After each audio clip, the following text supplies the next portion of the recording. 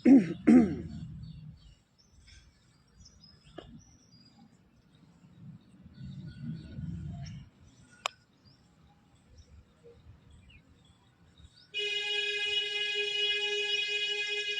सभी को पुनः एक बार सुबह के योग सत्र में आप सभी का स्वागत है। योगाचार्य राकेश चौहान नर्मदापुरम से।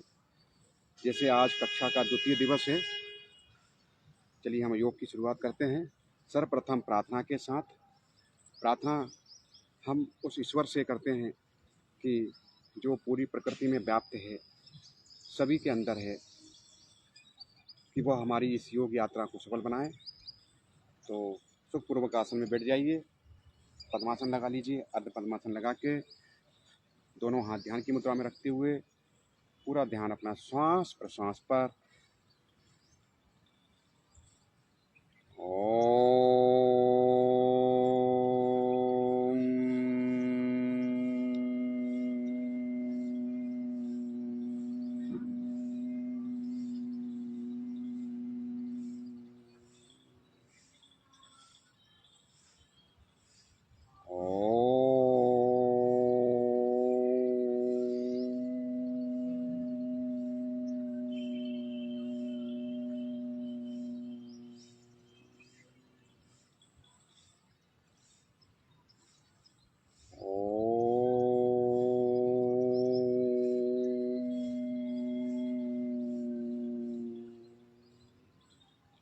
ओम संगच्छधं संबद्धं संवो मनांसि जानताम देवाभागं यथा पूर्वे संजानानाम् उपासते संजानानाम् उपासते। ओम सहनावतु सहनो भुनाक्तु सह वीर्यं करवावहै तेजस्विनावधीतमस्तु मा विद्विषावहै। ओम शांति शांति शांति। ओम त्र्यंबकं यजामहे सुगंधिं पुष्टिवर्धनम् उर्वारुकमिव वन्दनाय मृत्योर्मोक्षीयमामृता। ओम शांति शांति शांति। अच्छी तरह हथेली रगड़िए। चेहरे का मसाज, हथेलियों से आंखों का मसाज कर लें।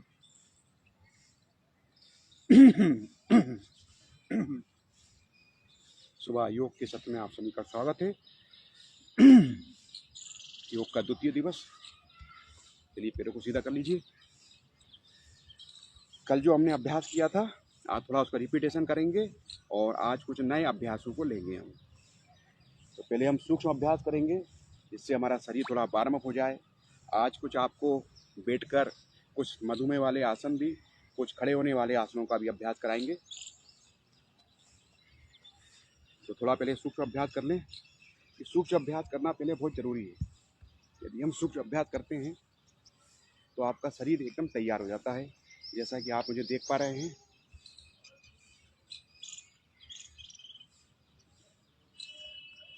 पैरों को अंदर बाहर की ओर कीजिए। सुबह का सत्र बहुत अच्छा है, सुंदरता है, प्रकृति एकदम आनंदमय है और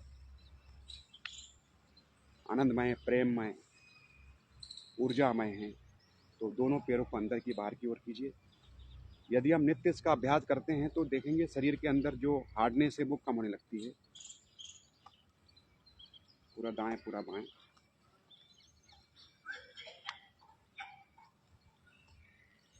अब पंजों को थोड़ा सा घुमा ही लीजिए, क्लॉक बाई एंटी क्लॉक, दोनों तरफ से।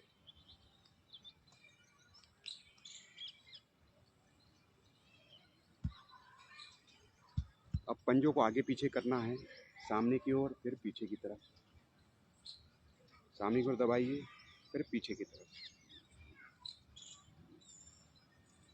करिए पूरा अभ्यास।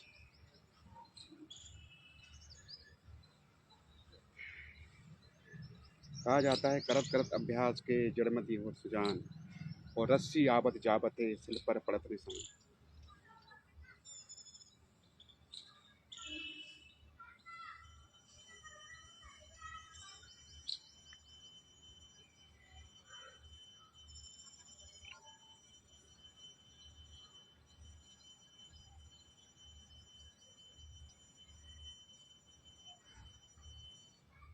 धीरे से पैर की उंगलियों को मोड़िए।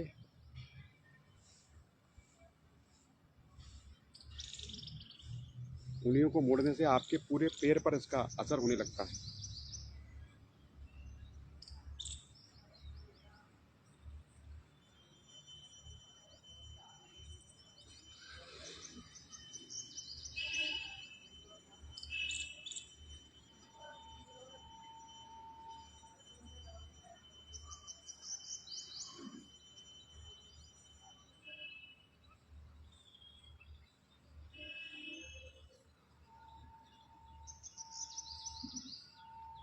अब पैरों को ऊपर नीचे पटकिए अल्टरनेट। यह पैरों की ताकत को बढ़ा देता है। यह शुगर डायबिटीज में काफ़ी अच्छा मदद करने वाला अभ्यास है।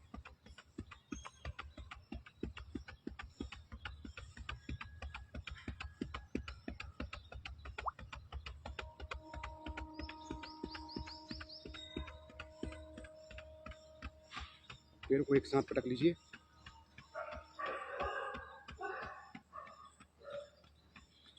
कुछ संगीत के साथ भी आनंद आएगा।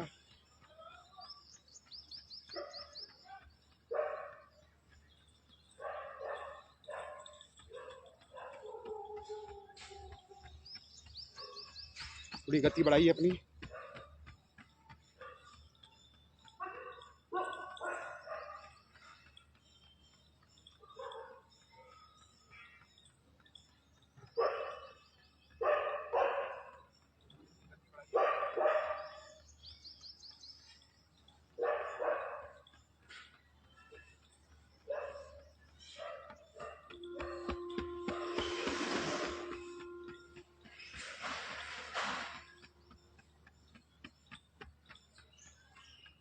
आराम से।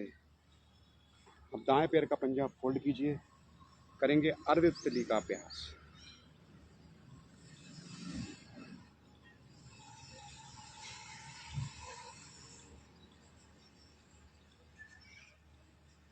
अर्ध तितली। पूरा घुटने को जमीन पे लगाइए।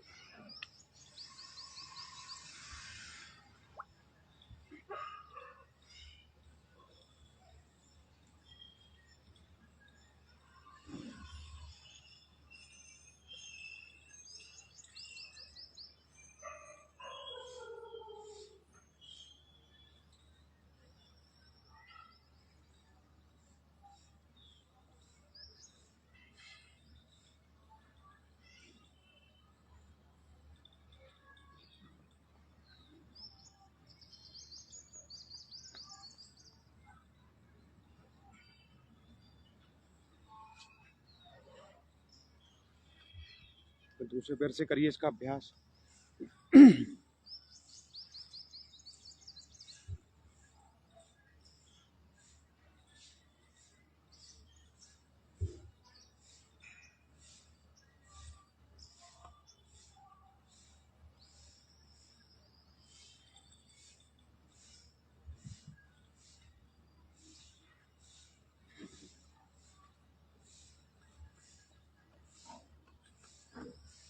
पंजा घुमाइए। क्लॉक बाई और एंटी क्लॉक दोनों तरफ से।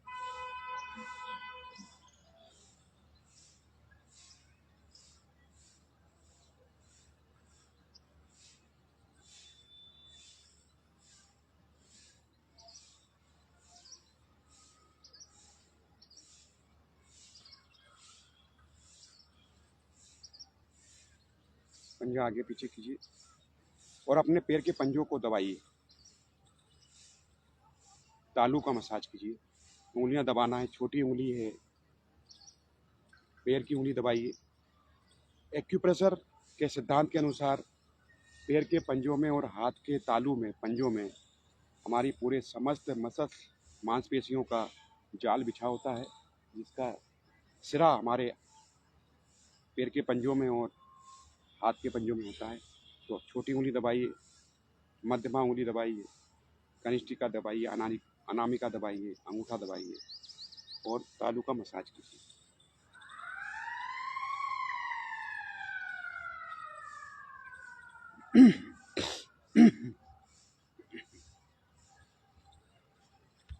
इसी प्रकार से दूसरे पैर को भी अच्छी तरह पंजा घुमा लीजिए।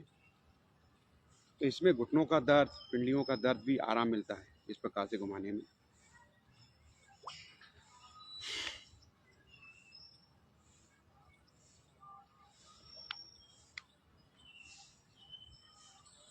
चलिए,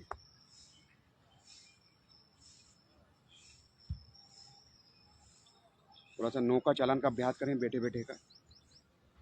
तो नौका चालन के पूर्व थोड़ा सा हम ग्रीवा चालन कर लें, गर्दन का मूवमेंट करेंगे। गर्दन को एक बार ऊपर, फिर नीचे, दाएं, बाएं।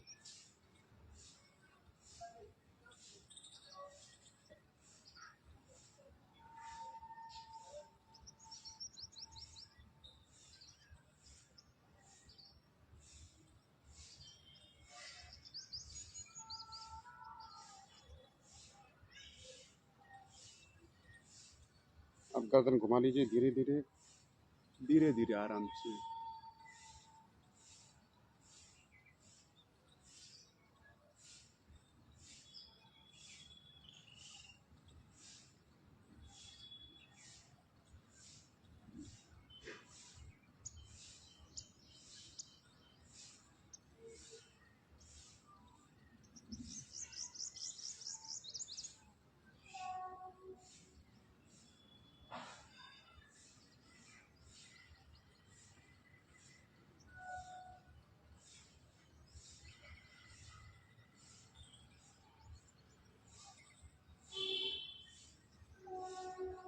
पूरा दाएं, पूरा बाएं।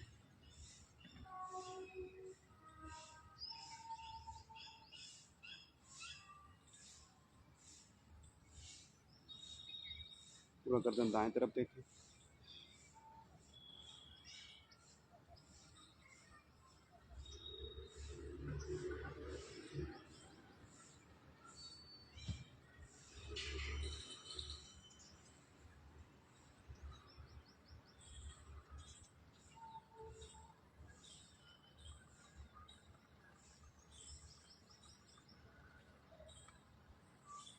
थोड़े अपने कपाल को दाएं हाथ से बाएं तरफ दबाइए,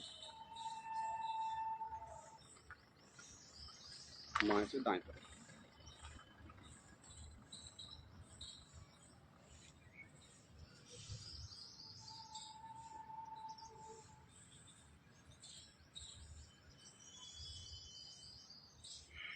फिंगर को लॉक कीजिए, गर्दन को पीछे की तरफ ऊपर तक खींचिए।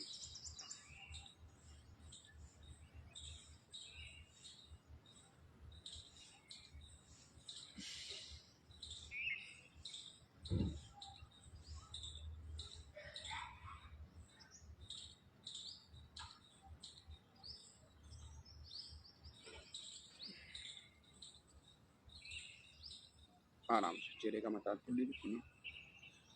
तो ये अभी कुछ सूक्ष्म अभ्यास हमने गर्दन के लिए कर लिया। उसी प्रकार मुख चालन का अभ्यास करना है। थोड़ा मुख चला लीजिए, दाएं बाएं।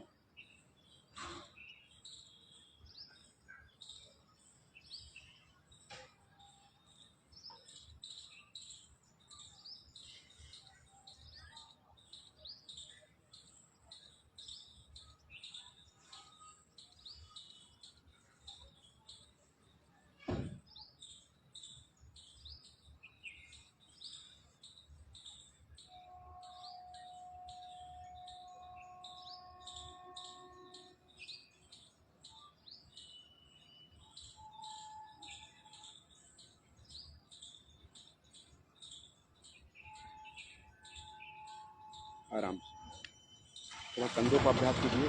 बैठे बैठे कंधों को ऊपर खींचना है और फिर नीचे की तरफ पूरा अभ्यास ध्यान हाथ करें अपना, जिससे हम ले रहे हैं वहाँ श्वास, जिसे छोड़ रहे हैं वहाँ प्रश्वास। बड़ा आनंद आएगा।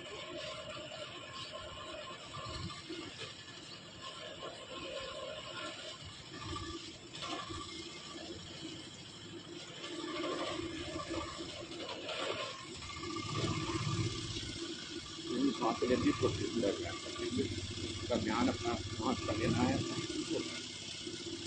कंधों को ऊपर नीचे, और धीरे धीरे घुटनों का मसाज कर दीजिए। ठीक है, कंधों का मसाज, घुटनों का मसाज आराम से, इसमें आपको लाभ आए। गर्दन दाएं करो, उसके बाद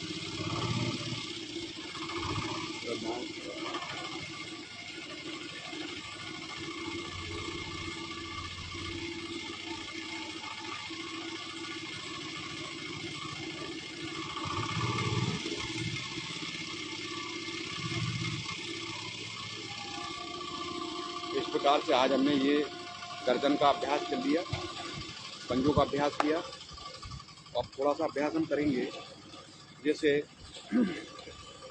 आसनों को हम किस प्रकार से करना चाहिए।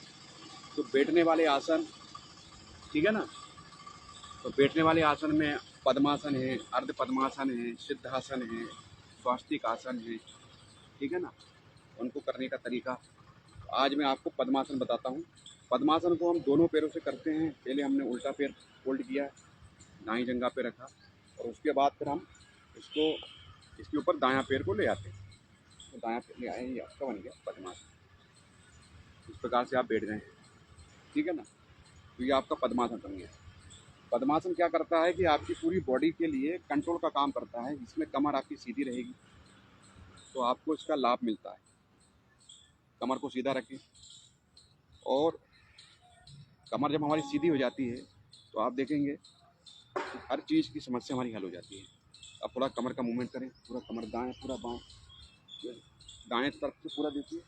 इसमें आपकी कमर में पूरी तरह ट्विस्टिंग हो जाती है, पूरा दाएं, पूरा बाएं।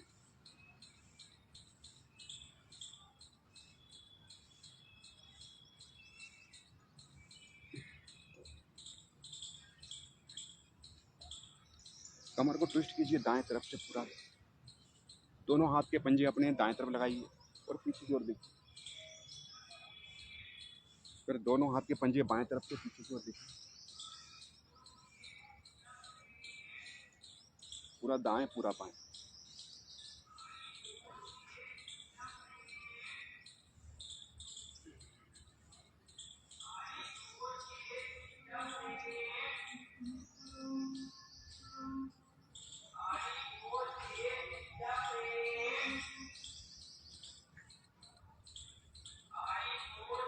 इससे पूरी कमर का ट्विस्टिंग अभ्यास हो जाता है। बैठे बैठे दोनों पैर के पंजों, जैसे पद्मासन में आप हैं तो पैरों को ऊपर नीचे कीजिए।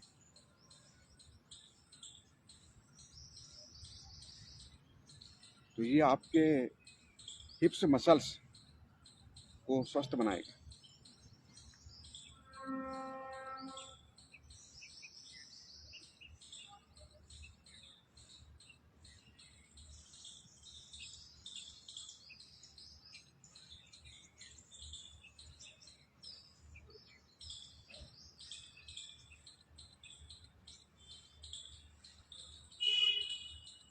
थोड़ा सा दोनों हाथों को सपोर्ट लेते हुए अपने दोनों घुटनों को ऊपर की उठाइए, अभ्यास कीजिए।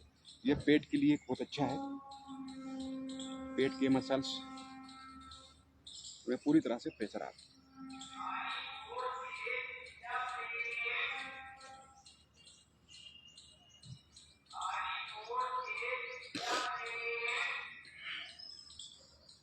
इसको आप, जैसे आप पद्मासन में हैं तो इसको आप बैलेंसिंग वाले आसन होता है। ये दोनों हाथ जमीन पर है, इसको झूला आसन, बैलेंसिंग के लिए। तो सांस को भरते हुए दोनों पैरों को ऊपर की ओर खींचना है, दोनों हाथ में आपका सपोर्ट होगा। स्टार्ट करें अब।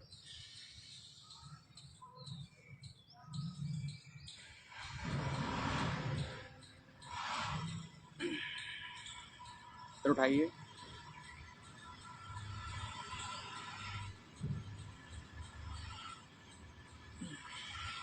फिर उठाइए, उठा के रखिए। 1 2 3 4 5 6 7 8 9 10। इससे आपके हाथों के मसल्स में ताकत आती है।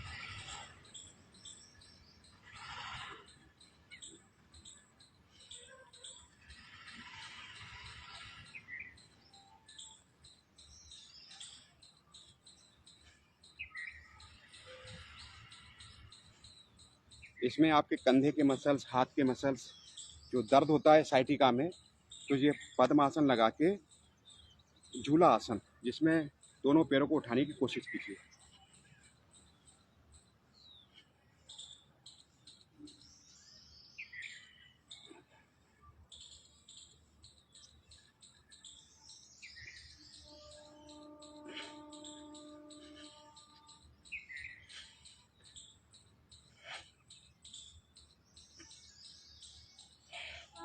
आराम से, थकावट होती है, लंबी गहरी सांस लीजिए।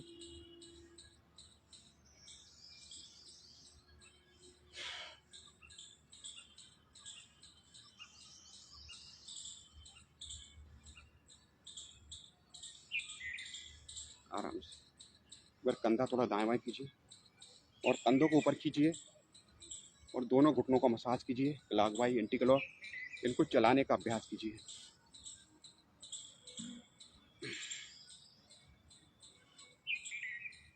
साथ में कंधे भी आपके चल रहे हैं।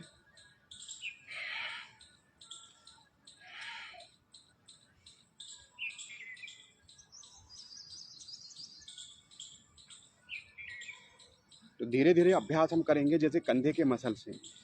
कल कुछ लोग मेरे साथ जुड़े हुए थे, उनको थोड़ा कंधों में समस्या थी, तो कल मैंने कंधे का थोड़ा अभ्यास बताया। कुछ मेरे पुरानी वीडियो उनने देखे होंगे, तो उन्होंने बोला सर इस प्रकार से कंधे का अभ्यास करने से हमको काफ़ी लाभ हुआ है। तो शरीर में जब वात पित्त कफ बढ़ता है तो शरीर के अंदर चोक आता है, शरीर किसी प्रकार से अपना काम करना, उसकी गति कम होती है। और जब हम आसनों का अभ्यास करते हैं तो शरीर खुलता है। तो सांस लेते हुए कंधों को ऊपर की ओर खींचिए, सांस को लीजिए और सांस छोड़ते हुए कंधे नीचे।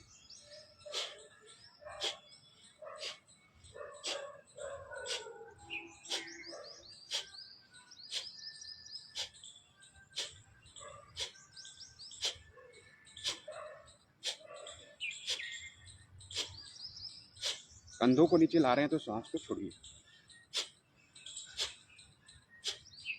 आज आप देखिए, प्रकृति पूरी अपना अपना कार्य करने में व्यस्त हो जाती है।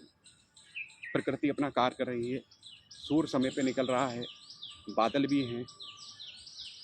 आमने सामने मैं जिस पार्क में अभ्यास करा रहा हूँ आपको, ये उज्जैन नगर में मंदिर प्रांगण है।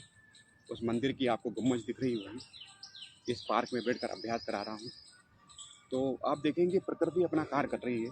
एक गिलहरी है जो भोजन के लिए इधर उधर भाग रही है, कुछ अन्न का दाना उसको मिल रहा है तो वो उसको चुन रही है। तो जीवन चलता रहता है, आप उस पर उसको देखें और उसकी गति को समझें। चलिए आराम, एक कंधा पलटाने ऊपर नीचे।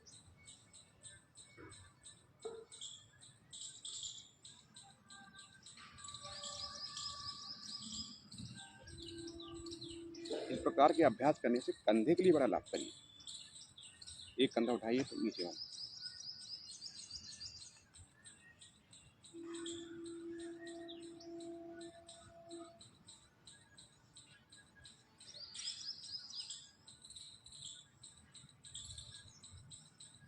आराम से दोनों हाथ फैला लीजिए, दोनों हाथ अपने कंधों पर रखिए, कंधा घुमाएंगे।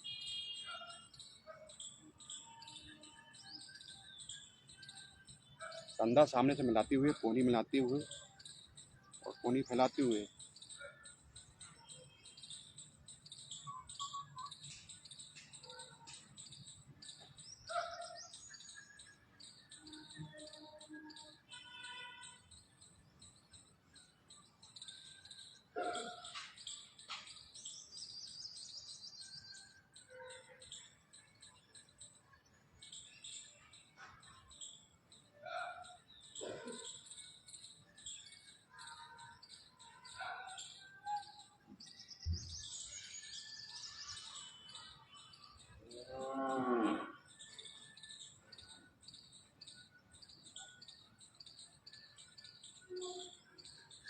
कंधे खोलिए पूरा दाएं तरफ, फिर बाएं।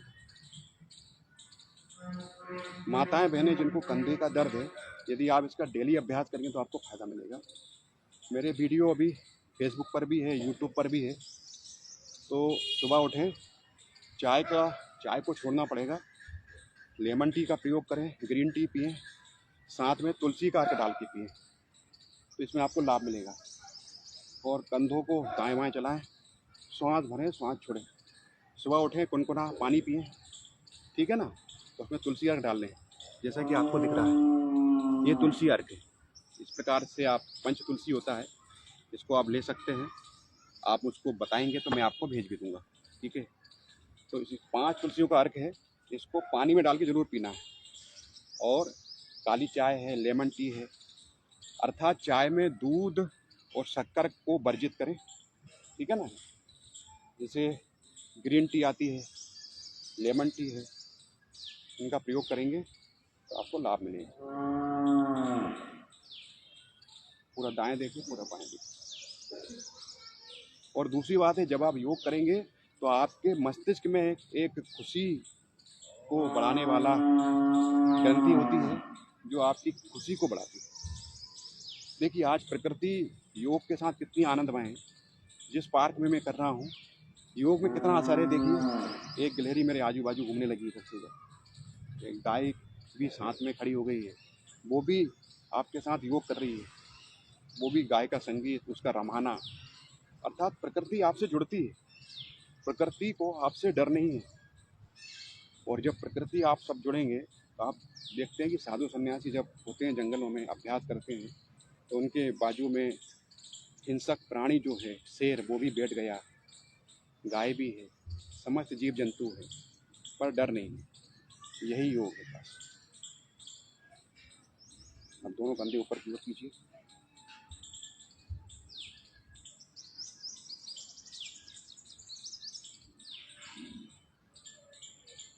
कंधे अप एंड डाउन, और कंधों को इस प्रकार से पीछे से क्रॉस करते हुए ऊपर की ओर रोक के रखे चाहिए।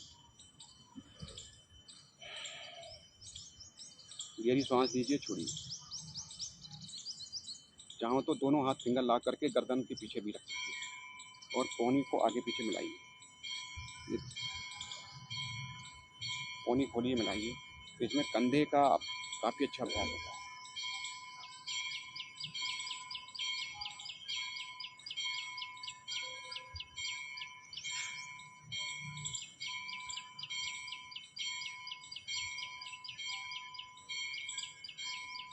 आराम से फिर एक बार पुनः कंधे चला लीजिए। ऐसा नहीं है कि दर्द सभी को होता है। कई बार भोजन में, अब मैं यात्राएं करता हूँ तो यात्राओं में कई जगह का पानी बदलता है, और जबकि योग में कहा गया जो योगी होता है उसके लिए यात्रा वर्जित है हठ योग के अनुसार। पर यदि हमें योग में, यदि योग का प्रचार प्रसार करना, हमें जाना है तो यात्रा भी करना पड़ता है। उस यात्रा में जब हम अनेक, मतलब कि यात्रा का भोजन करते हैं तो पानी, हवा पानी बदलता है, उससे भी शरीर के अंदर जो परिवर्तन आते हैं। पर ये है, यदि आप डेली इसका अभ्यास कर रहे हैं तो शरीर में आने वाली व्याधि धीरे धीरे आपकी कम होगी, ठीक है।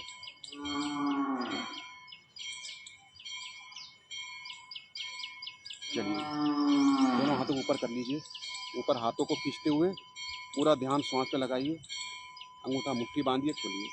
एक बार अंगूठा अंदर, फिर बाहर, अंदर फिर बाहर।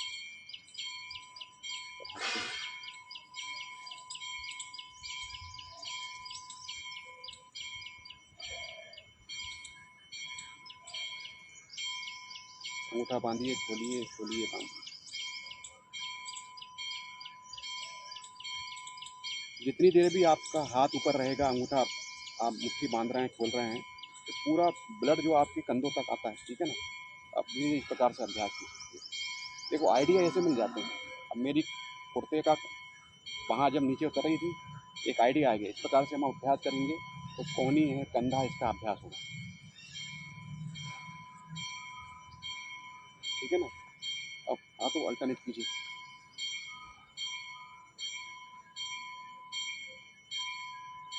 करिए इस प्रकार से अभ्यास, तो ये कंधों पे पूरा प्रेशर आता है, कंधों में जो दर्द होता है वो कम हो जाएगा।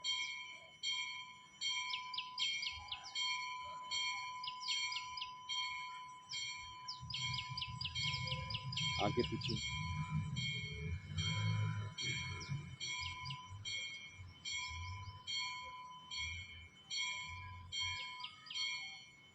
आराम से लंबी सांस लीजिए, छोड़िए, पूरा ध्यान सांस पर रखिए। अब थोड़ा आंखों का अभ्यास कीजिए, आंखें मीचिए, खोलिए, आंखें दबाना है अच्छी तरह से, फिर खोलना है, आंखों को बंद करना है, खोलना है।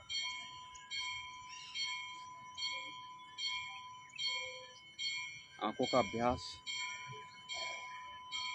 खोलिए, बंद कीजिए, बंद कीजिए, खोलिए।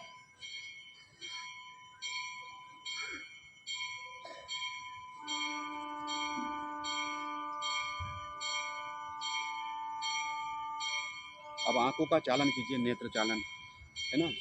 एक बार दाएं तरफ देखिए, फिर बायां, पूरा दाएं, पूरा बाएं, 5 बार दाएं तरफ, 5 बार बाएं तरफ।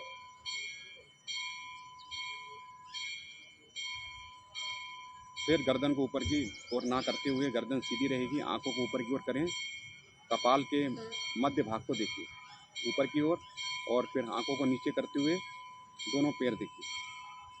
इसको भी 5 बार करना है, ऊपर और नीचे, आंखें ऊपर, ऊपर की ओर देखो, फिर नीचे की तरफ।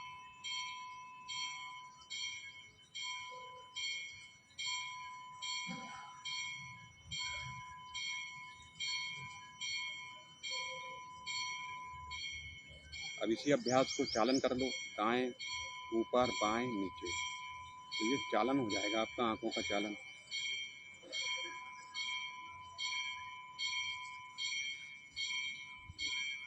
बाएं से दाएं,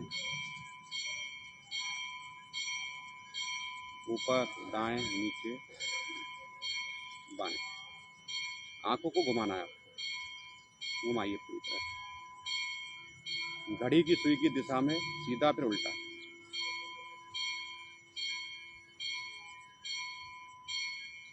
तो इससे आपकी आंखों का अभ्यास हो जाता है पूरा। आंखें मीचिए,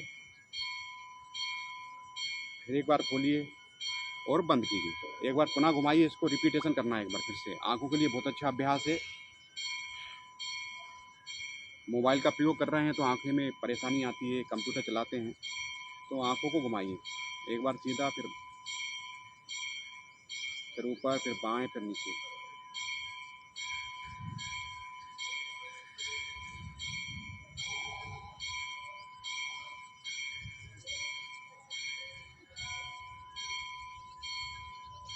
करते जाइए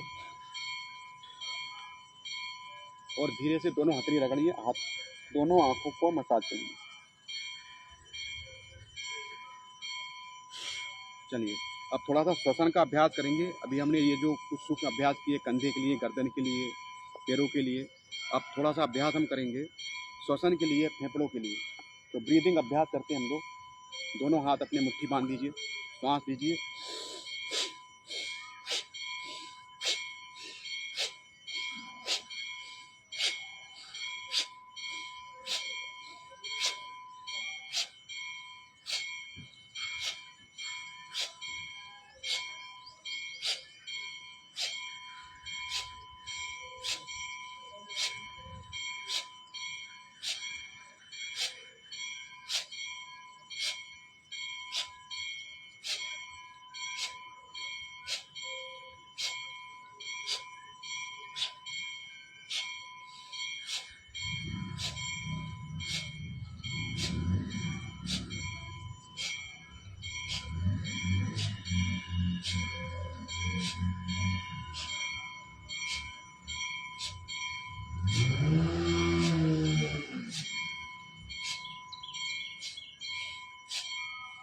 आंखें बंद करके अभ्यास करना। आंखें बंद कीजिए, सांस लीजिए, सांस को छोड़िए,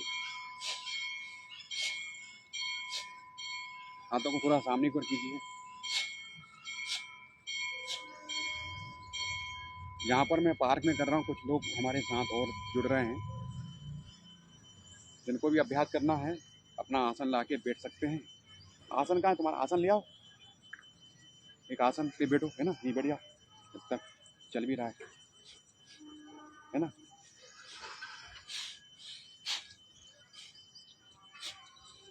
यहाँ बैठ जाओ, इस पे, इसमें जाओ, यहाँ बैठ जाओ।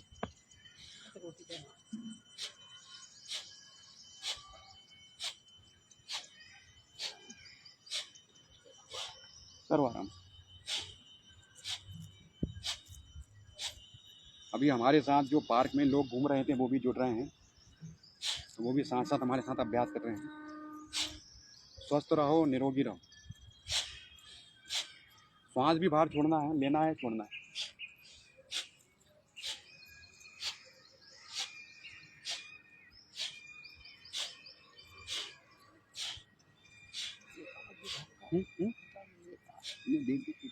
आते देख करते जाओ। अब कल से तुम अपना आसन यहाँ लगा लेना, यहाँ पे बैठ गए, मुट्ठी बांधो, मुट्ठी बांधो, मुट्ठी बांधो, हाथ पीछे खींचो, श्वास को छोड़ो।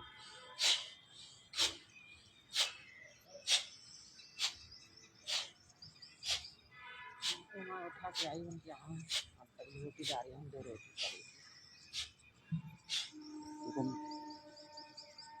तुम देख रही थी आप, जब तुम यहाँ बैठ जाओगी ना 4 बजे तुम्हें दिक्कत नहीं।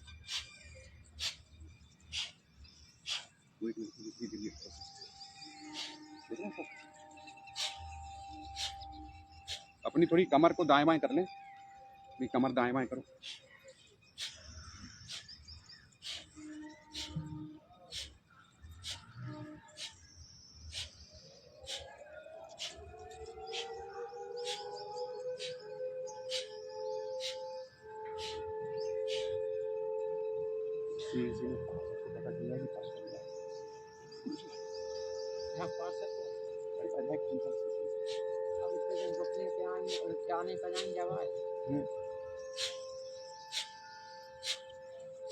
अब हाथों को ऊपर क्यों ले जाइए, लास्ट राउंड चल रहा है।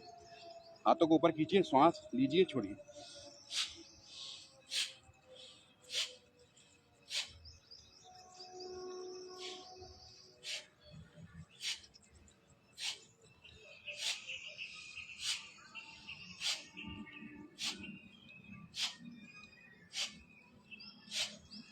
यदि थक जाते हैं तो हाथों को ऊपर खींचिए, लंबी गहरी सांस लीजिए, छोड़िए, हाथों को ऊपर खींच के रखिए।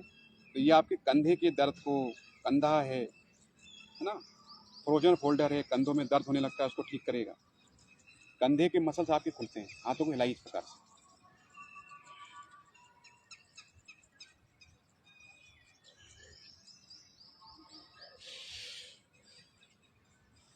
एक बार दाएं देखिए, फिर बाएं देखो, दाएं देखो, बाएं देखो,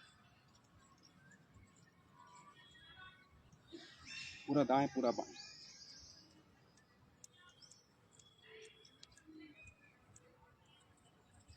कंधे का मूवमेंट कीजिए, जो कंधे में दर्द होता है हाथों को ऊपर करके कलाई घुमाइए, कंधा घुमाइए।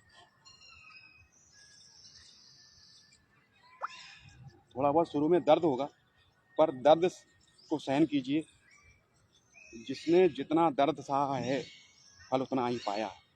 तो सुबह उठें, योग करें, इस प्रकार से करिए तो हाथों के अंदर ताकत बढ़ती है। एक बार दाएं तरफ हाथ घुमा दें, फिर बाएं, अब इस प्रकार से करें। आप देख रहे होंगे धीरे धीरे आपके हाथों में ताकत आएगी। कुछ दर्द भी होगा तो थोड़ा सहन करो।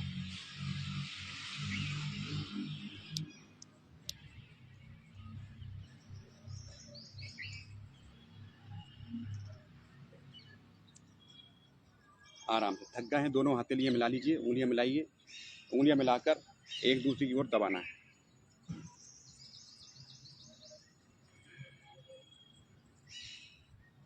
धूल कितना बड़ा है? नहीं, जैसे अपने स्वास्थ्य केंद्र है ना, वो है। अच्छा, वो है। हाँ।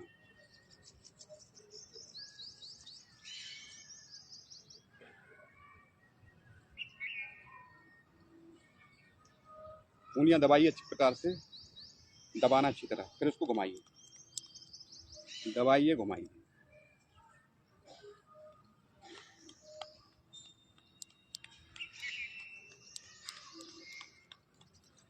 प्रकाश करिए। उंगलियों को पीछे की ओर मोड़िए, उंगलियां पीछे की तरफ मोड़िए, है ना।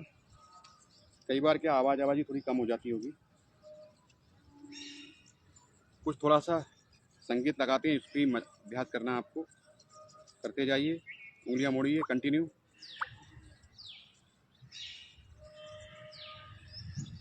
करते जाइए, करते जाइए।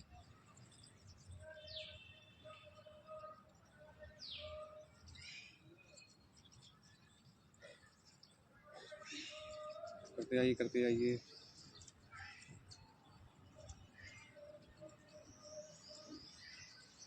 संगीत भी एक योग है। संगीत के साथ भी जब हम अभ्यास होता है मुझे लगता है कि हर 3 साल के तो पूरा आपको इसका लाभ मिलेगा।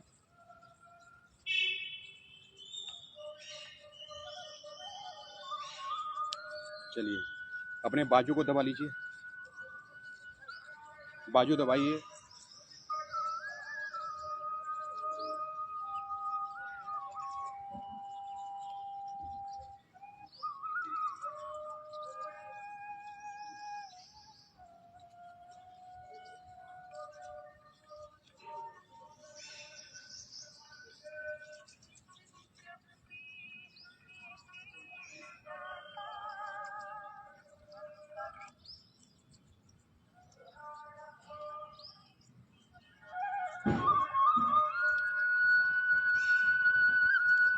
बाजू दबाइए अपनी अच्छी तरह से। ये आपके हेड में काम करता है। पकड़िए अच्छी तरह से कंधा।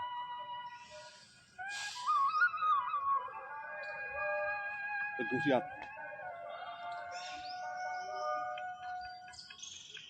दाएं देखो, फिर बाएं देखो।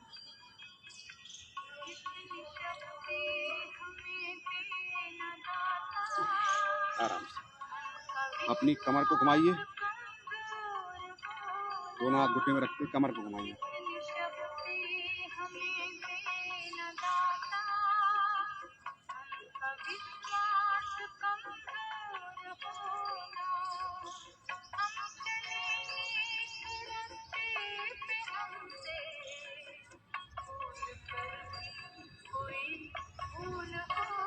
कमर घुमाइए।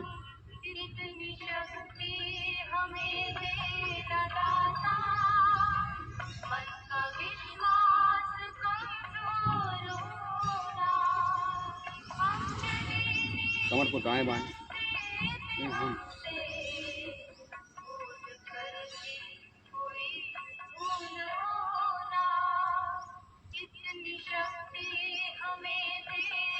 कमर को आगे पीछे फिर दाएं बाएं कर लीजिए। तो पूरा मूवमेंट कमर का आपका होता रहे।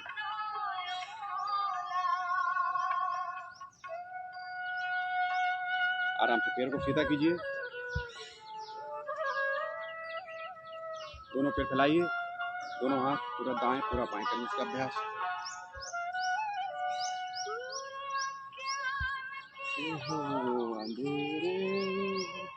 तू हमें ज्ञान की रोशनी दे। ऐसे भी भजन को गुनगुनाते रहें। रहे हम भली जिंदगी दे,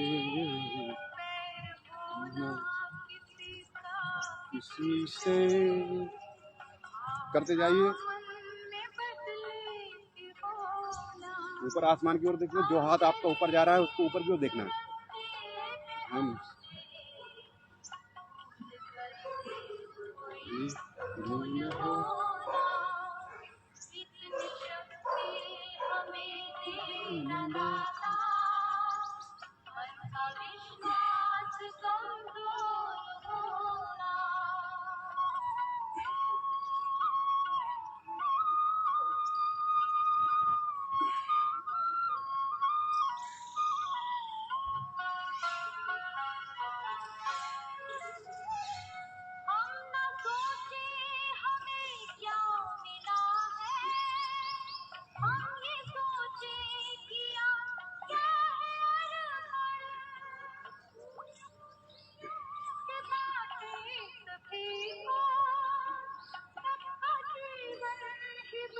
कोणासन, दायां हाथ दायां पैर।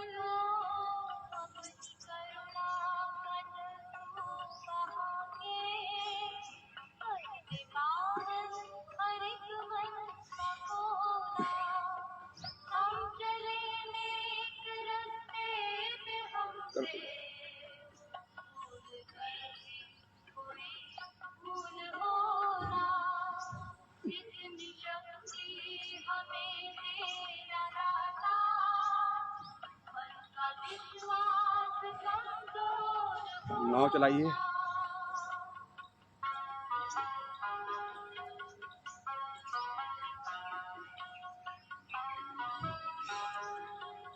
उल्टा सीधा।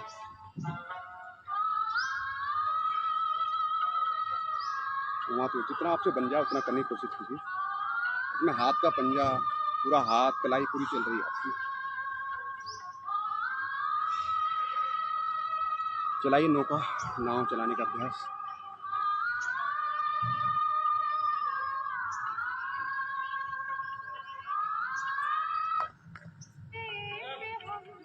चला दिया आराम से, करते जाइए, पूरा अभ्यास करिए आराम से, करते जाइए।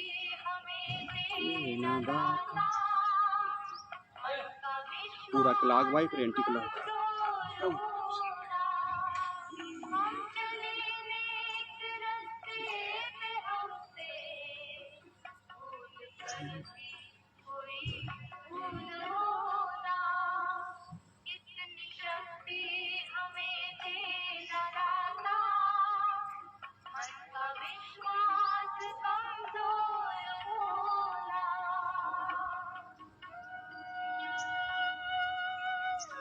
एक बार सीधा फिर उल्टा।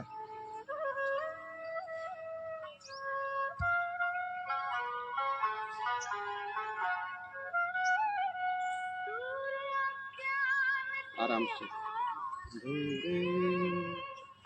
थक गया तो लंबी गहरी सांस लें। अब दोनों पैरों को फोल्ड करें, दोनों हाथ पीछे रखें, एक पैर सीधा करें।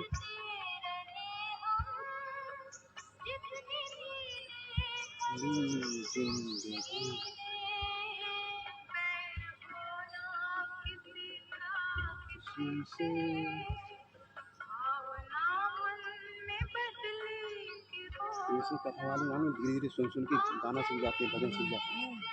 अब मेरे को भी कई भजन ऐसे याद हो गए।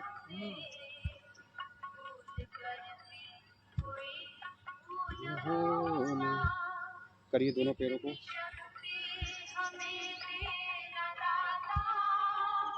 आराम से करते जाइए। अब दायां पैर फोल्ड कर लीजिए, करेंगे हम वज्रासन। फिर बायां पैर फोल्ड कीजिए, ये बनेगा आपका वज्रासन। आ जाइए वज्रासन पे, बन जाता है, जितना बनता है उतना करिए। वज्रासन काफी अच्छा आसन होता है।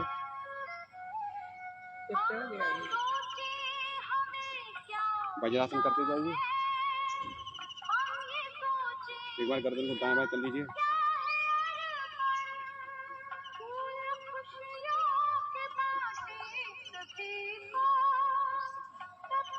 गर्दन दाएं बाएं कर लीजिए। आज मैं आपको बताऊंगा योग मुद्रा जो वज्रासन में की जाती है। ये आप कहना चाहिए कि आपको इसमें शुगर में मंडूक आसन से ज़्यादा एडवांस में फ़ायदा मिलेगा। मंडूक आसन तो करते हैं शुगर में, पर इसको यदि आप करते हैं तो आपके कंधे, आपके पेट में काफ़ी अंतर आता है। करेंगे योग मुद्रा। बढ़िया संगीत का आनंद लेते रहें और चलने दें। वज्रासन में बैठ गए हैं, दोनों हाथ पीछे करिए। एक बार दोनों हाथों को उठाइए। ये कंधों के लिए बहुत अच्छा अभ्यास है। सामने को देखिए, हाथों को चलाइए, पूरा हाथों को पीछे खींचिए, फिर वापस। अज्ञान के हो अंधेरे, तू हमें ज्ञान की रोशनी दे। बुराई करते जाइए, श्वास लेते ऊपर लें हाथों को। इससे क्या कंधों का दर्द आपका ठीक हो जाता है। इसी से गोमुख आसन है, सबकी शुरुआत होती है। दोनों हाथों इस प्रकार से मिला लीजिए। चलिए करेंगे, दोनों हाथ फिंगर मिला लीजिए, सामने झुकना है, सर को रखिए जमीन पर।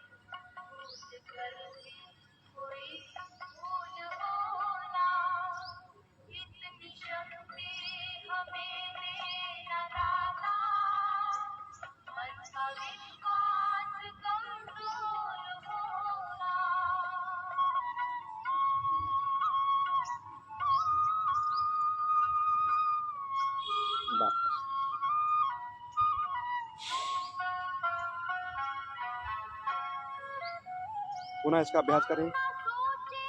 हमें क्या मिला है ये सोचे या यार।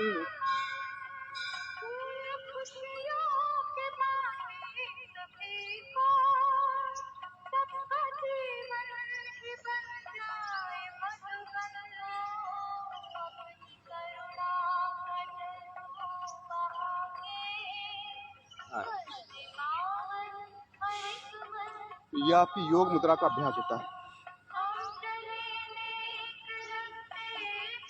अब शुगर में सबसे अच्छा बैठे अभी वज्रासन पे हैं, तो अभी आप एक आसन बताता हूँ आपको जिसका नाम है गोमुख आसन। ये भी शुगर में बहुत अच्छा काम करता है।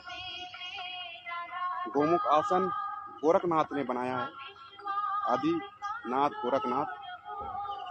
अंगूठा अंदर की ओर कीजिए, मुट्ठी बांध लीजिए और अपने नाभि के सेंटर में रखिए। एक बार श्वास भरिए, श्वास को छोड़िए और सामने की ओर झुकिए। यदि आपका कपाल नहीं लगता है तो गर्दन सीधी रखिए। तो कपाल लगता है तो लगाइए।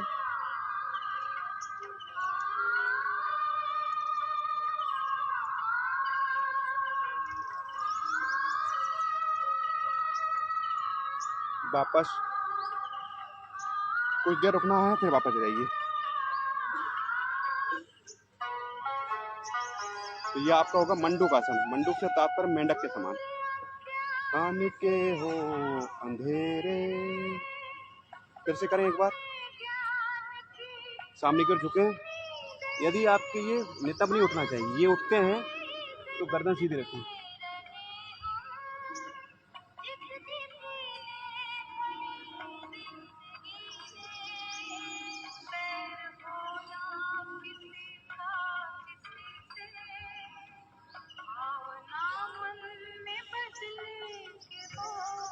आराम से इसको जरूर करना है सभी को।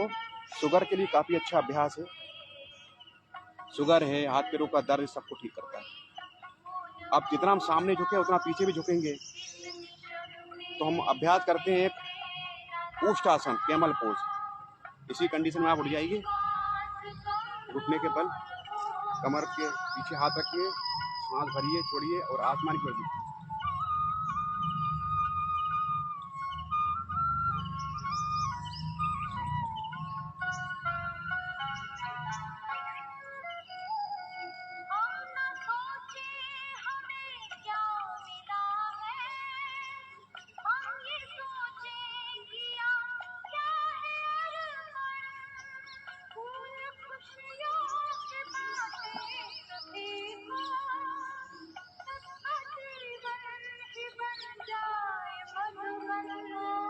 आराम से वापस आए और बैठ जाए वज्रासन।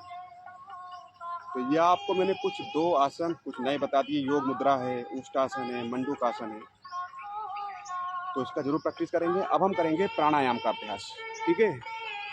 तो प्राणायाम में आज मैं आपको कराऊंगा कपाल भाती। कपाल भाती हम करेंगे। कपाल भाती करेंगे। उसके पहले दोनों पैरों को फैला लीजिए अपने, थोड़ा सा पैरों को थोड़ा स्ट्रेचिंग और कर लें, है ना। थोड़ा पैर को दाएं बाएं कर लीजिए।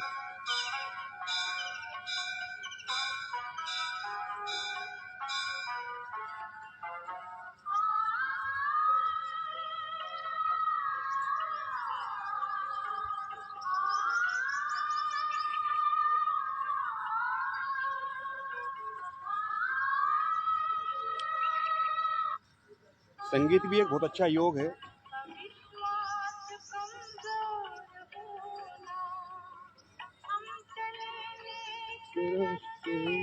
हमसे भूल कर भी कोई भूल हो ना।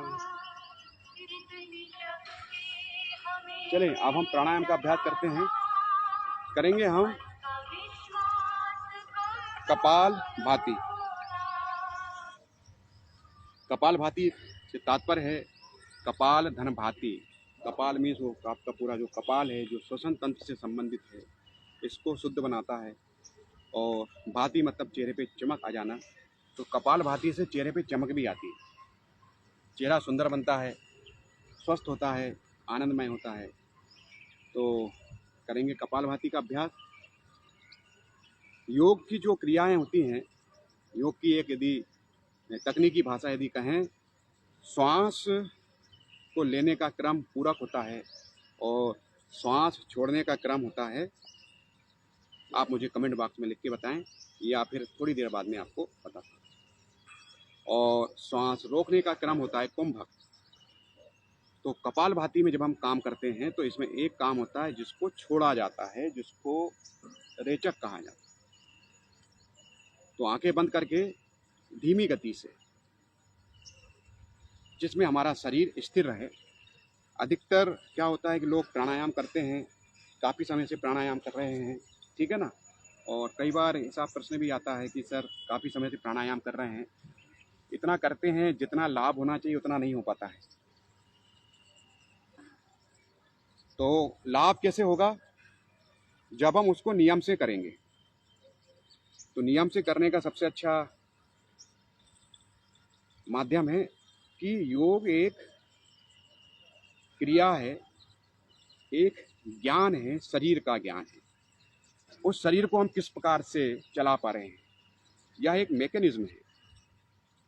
कपालभाति अभी जैसे मैं आपके सामने बैठा हूँ तो मेरा हृदय, मेरा फेफड़ा प्रकृति से जुड़कर कार्य कर रहा है, क्योंकि उसको ऊर्जाएं प्रकृति से मिल रही है, ठीक है, वो जुड़ा हुआ है।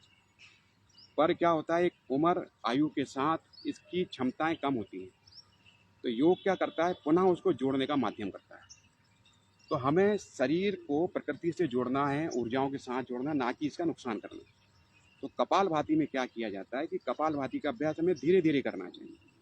यदि किसी का बीपी कम है, मतलब कि 120 और 80 से डाउन है, तो उन्हें कपालभाति बहुत काम अच्छा करता है, क्योंकि कफ की मात्रा है, आपका बीपी डाउन होता है। तो इसमें कपालभाति करेंगे तो धीरे धीरे आपके अंदर एनर्जी इंक्रीज होगी और शरीर का कफ निकल के बाहर आएगा, ठीक है ना।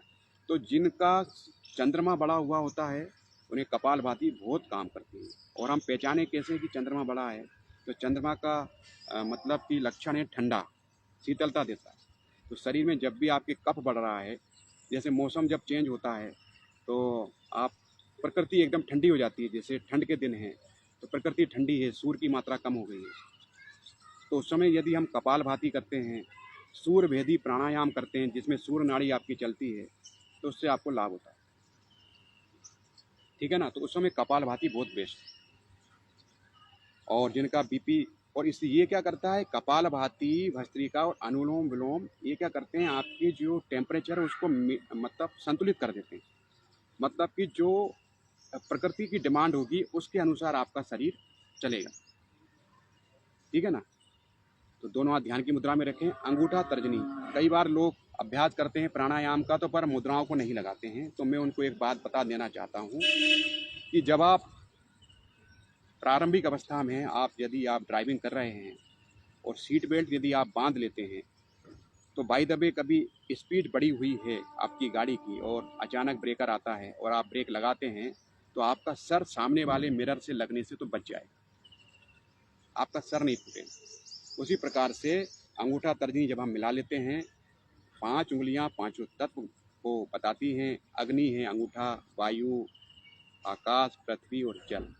इसमें करीब हजारों मुद्राएं हैं। इन मुद्राओं के माध्यम से हम अपने शरीर को ठीक कर लेते हैं। जहां प्राणायाम और मुद्राओं से भी काम हो जाता है। आसन नहीं कर पा रहे हैं तो भी हम बैठ जाएं जितना आपसे बने, और मुद्रा जरूर लगाने। अंगूठा तर्जनी लगा लेंगे, हाथ को सीधा रखेंगे, आंखें बंद करके रेचक क्रिया का अभ्यास करना है।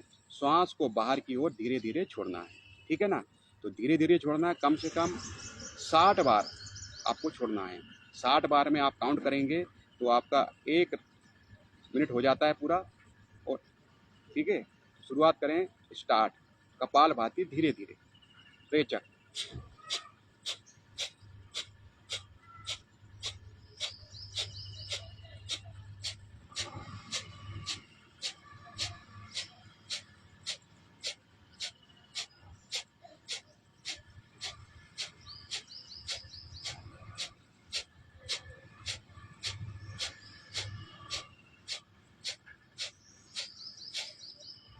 और दूसरा अभ्यास हमें ध्यान ये रखना है कि जब हम आसनों का अभ्यास करते हैं, महर्षि पतंजलि ने जो सीरीज बनाई है अष्टांग योग, जिसके 8 अंग हैं, जो महर्षि पतंजलि हुए, महर्षि पतंजलि के पूर्व भी कई हठ योगी हुए हैं जिन्होंने अलग अलग ग्रंथ लिखे हैं, जैसे हठ योग प्रदीपिका, जो पतंजलि के भी पूर्व के हैं। इनका पूरा ग्रंथ हठ योग प्रदीपिका पूरा हठ योग का ग्रंथ है। इसके अलावा गो शतक है जो गोरखनाथ ने लिखा है, बाबा गोरखनाथ नाथ संप्रदाय, तो गो शतक लिखा है। भरथरी शतक है। भरथरी जैसे उज्जैन के जो राजा हुए हैं पहले, विक्रमादित्य के बड़े भाई भरथरी, तो भरथरी भी योगी है, उनके गुरु गोरखनाथ, तो भरथरी शतक है। उसी प्रकार घेरण संहिता है, घेरण मुनि ने लिखी है। वशिष्ठ संहिता है जो भगवान वशिष्ठ ने लिखी है। तो ऐसे कई ग्रंथ हैं जिसमें योग के अभ्यास को बताया है। तो आसन स्थिर तो मन स्थिर। जब हम आप लोग कपालभाति करते रहिए, धीरे धीरे सांस छोड़ते रहिए, इसमें हमारा शरीर नहीं हिलना चाहिए, कंधा है, शरीर स्थिर रहे, क्योंकि अब हमें कंट्रोल, हम सेकंड उसमें आ गए हैं। यम नियम आसन के बाद प्राणायाम। प्राणायाम जब हम करेंगे तो हम धारणा ध्यान समाधि की तरफ बढ़ेंगे। यदि हम आसन पे फिर चले गए, यदि हम शरीर का यूज करने लगे, बॉडी हिला रहे हैं, कंपन कर रहे हैं, श्वास भी ले रहे हैं, तो आप क्या होगा, आपका रिपीटेशन होगा, आप आगे भी बढ़ोगे पीछे भी जाओगे, अर्थात एनर्जी ट्रिप मारेगी बार बार। और मुद्राएं जरूर लगाना है प्राणायाम, आंखें जरूर बंद करना, पर ये आप गलतियां करते हैं, इसी वजह से उसका पूर्ण लाभ नहीं है। यदि आप पूर्ण लाभ लेना चाहते हैं तो जो फार्मूला दिया है उसी के अनुसार काम करेंगे तो आंसर आपको मिलेगा, नहीं तो आंसर नहीं होता। और किसी गुरु के सानिध्य में सीखें, यह एक गुरु शिष्य परंपरा होती है, क्योंकि छोटी छोटी चीज़ें हमारी बड़ी महत्वपूर्ण होती हैं।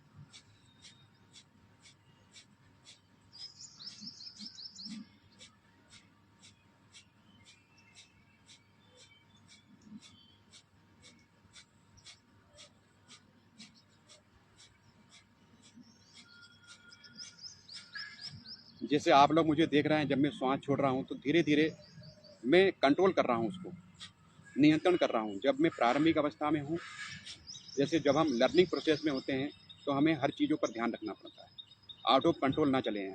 यदि स्पीड हमारी बढ़ जाएगी तो एक्सीडेंट हो सकता है। तो आपकी शारीरिक क्षमता के अनुसार ही कपालभाति करेंगे, श्वास को छोड़ना है, आंखें बंद रखना है।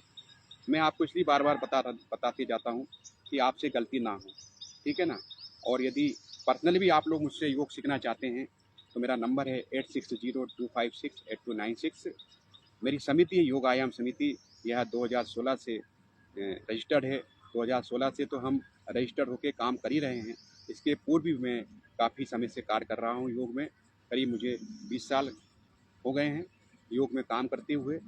साथ में कैवल्य धाम संस्था जो भोपाल में स्थापित है, बावड़िया कला में, वहाँ भी योग का एक केंद्र है, जिसके साथ में करीब 15 सालों से काम कर रहा हूँ। और साथ में यह 91 से भोपाल में संचालित है और उच्च शिक्षा विभाग के साथ अन्य क्षेत्रों में कार्य करता है। इसकी मुख्य ब्रांच बावड़िया कला भोपाल में है, दूसरा इसका लोनावाला महाराष्ट्र में। तो करिए कपालभाति।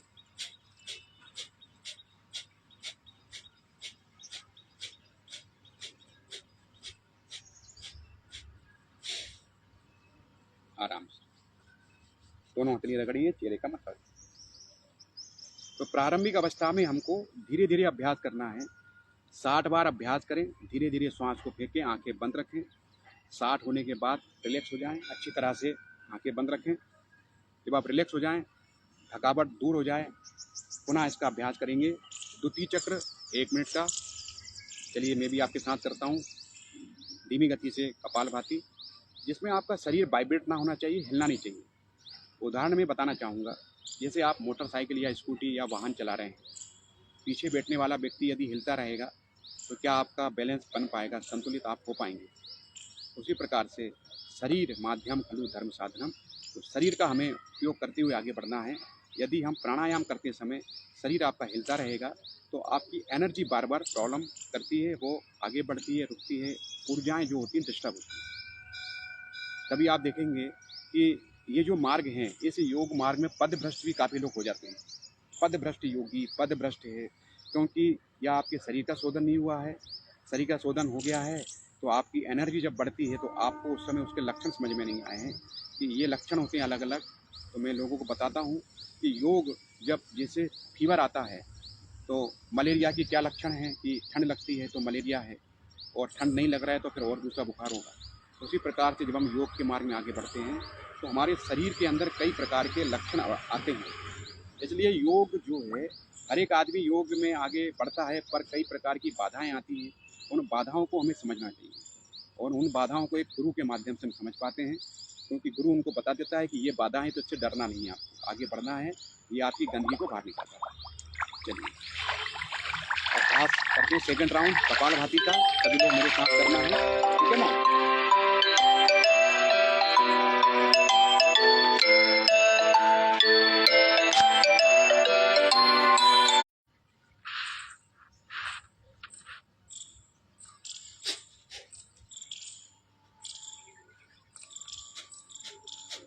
आंखें बंद करके करिए कपालभाति का अभ्यास।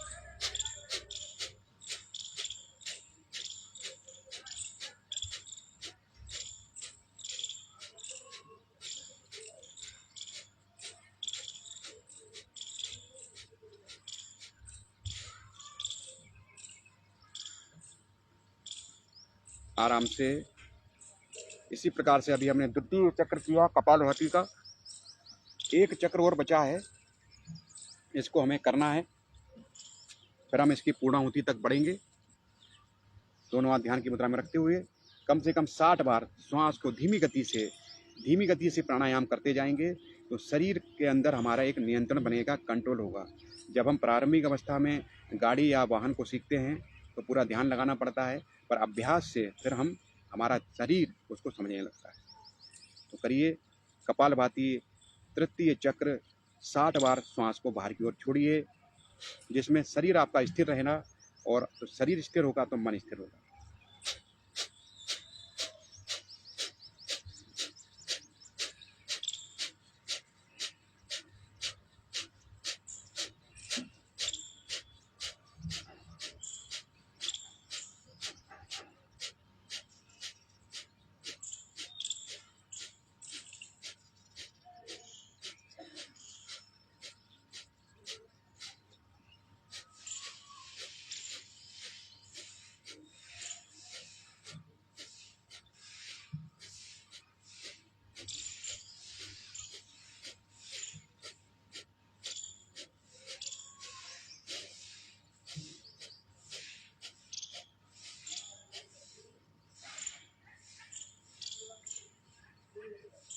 आराम से इस प्रकार से हमारा तृतीय चक्र कपालभाति का पूर्ण होता है। हमेशा मैं आपको एक चीज़ बताना चाहूँगा कि कपालभाति और भस्त्रिका ये प्राणायाम होते हैं, ये हमारे शरीर के अंदर गर्मी को पैदा करते हैं। गर्मी पैदा करेंगे तो शरीर के अंदर का जो कोल्ड है, कफ निकलना शुरू हो जाता है, ठीक है ना।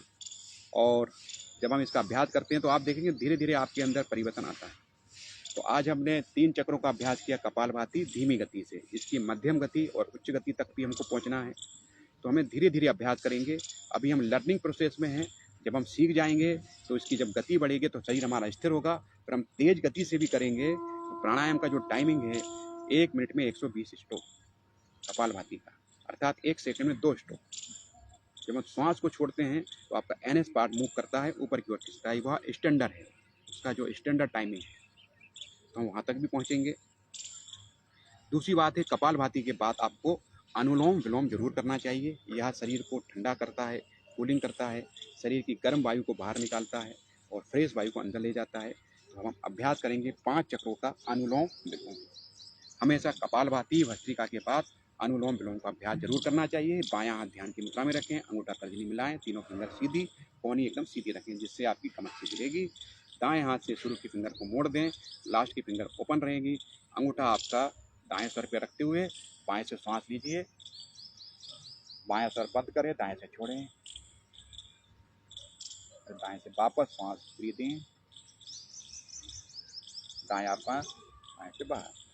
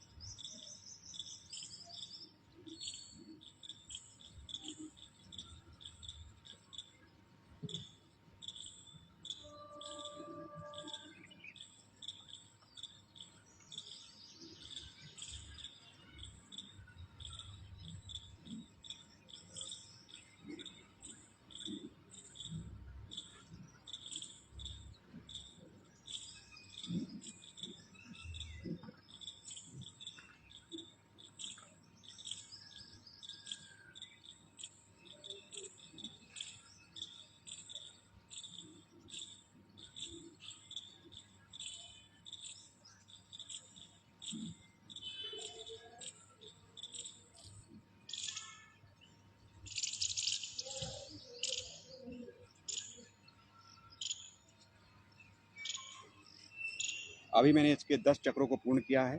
दोनों हथेली रगड़िए, अच्छी तरह चोड़े को मसाज कीजिए। तो इस प्रकार से हमारा अनुलोम विलोम पूर्ण होता है। एक सेशन हम कभी प्राणायाम का ही करेंगे। प्राणायाम आसन, बैठने वाले आसन कैसे करना चाहिए, प्राणायाम का स्ट्रोक कितना होना चाहिए, इसका टाइमिंग क्या है, ये सब चीज़ आपसे बताऊंगा। आप मुझे कमिटमेंट कीजिए। देखो, आपके कमिटमेंट से मुझे पता लगता है कि आप लोग उस चीज़ को चाहते हैं। अभी ये क्लासेस अभी मेरी सोमवार तक चलना है। अभी मैं उज्जैन नगर में हूँ, महाकाल के दरबार में हूँ। तो भगवान शिव के सानिध्य में मैं योग आपको करा रहा हूँ, क्योंकि वो आदिनाथ हैं, योग देने वाले हैं। तो अभी सुबह 7 से 8 में तो हम ये करेंगे डेली, अभी सोमवार तक है, ठीक है ना।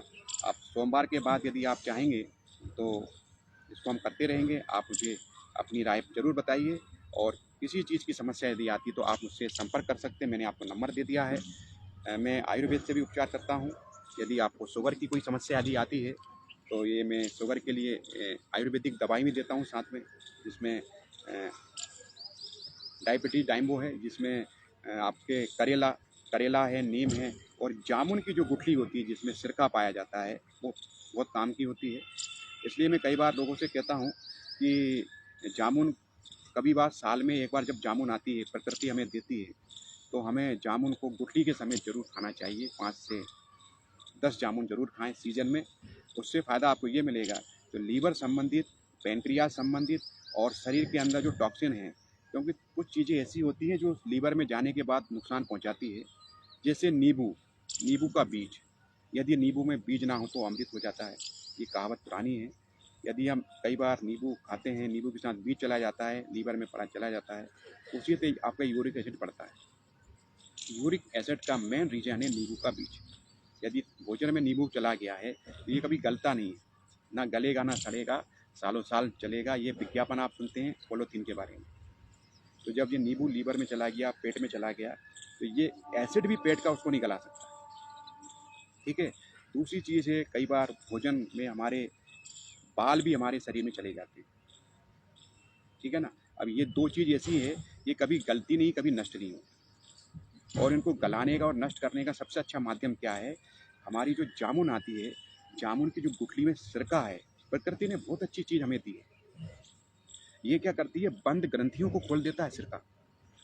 करेला उसको निकालने में मदद करता है, नीम उसको अंदर से रस को खींचने में मदद करती है, सिरका क्या करता है, उसके मुंह को खोल देगा, ठीक है ना। जैसे हम जमीन में कोई गड्ढा करते हैं, तो आपने कुदाली से तो गड्ढा कर दिया, अब गड्ढे से मिट्टी कैसे निकालोगे, तो फावड़ा है मिट्टी निकालने के लिए। तो उसी प्रकार से ये जो तीनों का जो कॉम्बिनेशन है, जामुन की गुठली, करेला और नीम, ऐसा कॉम्बिनेशन है आयुर्वेद का। यदि आप इसको प्रयोग करते हैं, तो मैं वही बता रहा था कि सीजन में जब आपकी जामुन आती है तो जामुन को 5 से 10 खाना चाहिए, गुठली समेत यदि आप खाएंगे। यदि आपके लीवर में यदि नींबू का बीज पड़ा है, वो भी गल जाएगा, बाल भी गल जाएगा, फैटी लीवर है वो भी खत्म हो जाएगा। ये राज आयुर्वेद के बहुत सारी चीज़ें जो लोगों को पता नहीं है, ठीक है ना। हम लोग पहले पत्तों पे भोजन किया करते थे, ठीक है ना। कई बार हमने देखा आसपास के क्षेत्रों में अचार आता था, जामुन आता था, केले के पत्तों पर, पलास के पत्तों पर, जामुन के पत्तों पर। ये पत्तों की परंपरा क्यों थी कि प्रकृति ने हमको वो सब चीज़ दी है, पर हम प्रकृति से दूर हो गए हैं, हम प्रकृति विमुख हो गए हैं। तो साल भर तो जामुन मिलती नहीं है, तो शुगर के लिए सबसे बेस्ट होता है। अंदर की ग्रंथियों को, चाहे थायराइड ग्रंथि हो, पेनक्रियाज ग्रंथि हो, कुछ भी हो, एनीबडी है, ये जामुन की गुठली सिर का सब खोल देता है। तो उसके लिए बनाई हमने, सबसे बढ़िया है ये टेबलेट है, जिसमें तीनों चीज़ें हैं। आप इसको सेवन करेंगे तो आपको उसका लाभ होगा शुगर के लिए, तो आप मुझे संपर्क कर सकते हैं। दूसरा है हमारे पास संपूर्ण स्वास्थ्य के लिए आरोग्य लाइफ, 15 जड़ी बूटियों से निर्मित है। इसमें आयुर्वेद का पूरा शक्ति है। शिलाजीत, गोखरू, अश्वगंधा जैसी चीज़ें इसके अंदर है। गोखरू है जो प्रोस्टेट में बहुत अच्छी काम करती है, ग्रंथियों को फैलाने में सिकुड़ने में मदद करता है, तो इसका प्रयोग कर सकते हैं। इसका प्रयोग मैं स्वयं भी करता हूँ, बताता भी हूँ, इसका काफ़ी अच्छा लाभ हुआ है। इसके साथ हमारा एक है प्रोडक्ट है दूसरा नोनी है। इसमें बहुत अच्छा फाइबर है। ये आपके शरीर के अंदर की शक्ति को बढ़ाता है, शरीर के अंदर की एनर्जी को बढ़ाने में मदद करता है। हमारे साधु सन्यासी जब जंगलों में रहा करते थे तो उन्हें आयुर्वेद का अच्छा ज्ञान था, तो वो जंगलों में भोजन नहीं किया करते थे। आयुर्वेद जो प्रकृति ने दिया है उसी का उपयोग करते थे, उपयोग कर सकते हैं। दूसरी चीज़ हमारे पास है पंच तुलसी। दूध वाली चाय ना पिएं, सबसे मैं कहता हूँ। कॉफ़ी दूध की ना पिएं, काली कॉफ़ी पिएं, काली चाय पिएं, लेमन वाली पिएं। जिसमें सल्फ़र हो वो ना पिएं। तो आजकल शक्कर में सल्फ़र आ रहा है, सल्फ़र का प्रयोग ना करें, तो गुड़ का प्रयोग करें। काली चाय पिएं, उसमें पंच तुलसी का प्रयोग करें। आप इसको कर सकते हैं, ये आपकी पंच तुलसी है। ये भी आप चाहें तो आप मुझे बता देंगे तो मैं आपको भेज दूँगा। तो आयुर्वेद का साथ लें, योग करें, नेचुरोपैथी अपनाएं, जीवन को सुखी और आनंदित करें, क्योंकि हम प्रकृति में आए हुए हैं। ईश्वर ने हमें तो आनंद के लिए ही भेजा है। जब नंद के घर आनंद कैसे आया, जब भगवान कृष्ण आए, तो नंद हमारे बाहर का स्वरूप है और आनंद हमारे अंदर है। तो उसको हम जरूर योग के माध्यम से करना है। तो आप लोगों ने मुझे देखा, कुछ भी जानकारी आप मुझे सजेशन कर सकते हैं। तो आपसे पुनः मुलाकात होगी। पुनर्मिलामः। भूमि को प्रणाम करते हुए अपने स्थान पर छोड़ता हूँ। नर्मदे हर, जय महाकाल।